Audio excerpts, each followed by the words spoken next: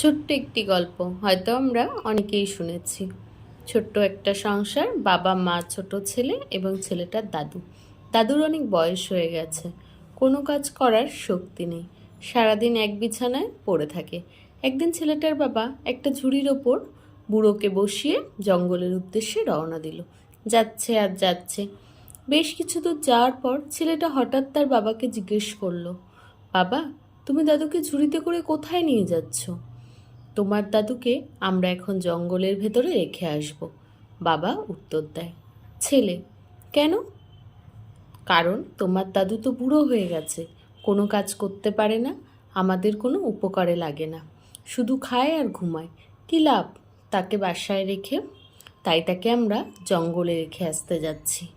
ওহো, কিছুক্ষণ কি যেন ভাবে ছোট্ট ছেলেটা, তারপর বলল, ঠিক আছে বাবা, কিন্তু দাদুকে রেখে আসার সময় আমরা কিন্তু অবশ্যই ঝুড়িটা নিয়ে আসব।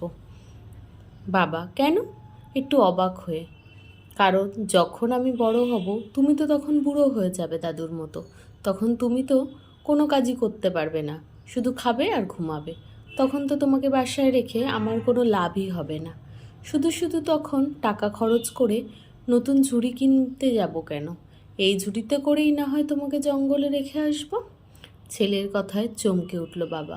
হঠাৎ করেই নিজের ভুল বুঝতে পারল সে যখন ছোট ছিল, যখন কোনো কিছু করার ক্ষমতা ছিল না, তখন তার বাবা মাই তাকে যত্ন করে বড় করেছে। আজ তার বাবা বুড়ো হয়ে যেন শিশু হয়ে গেছে। ছোটবেলায় যেমন তার বাবা তাকে বুকের মধ্যে আগলে রেখেছিল, এখন তেমনি তার দায়িত্ব হলো তার বাবাকে আগলে রাখা। এই সময় তার বাবার প্রতি তার সেবা, হয়তো কিছুটা হলেও তার বাবার প্রতি ঋণ শোধ করা হবে।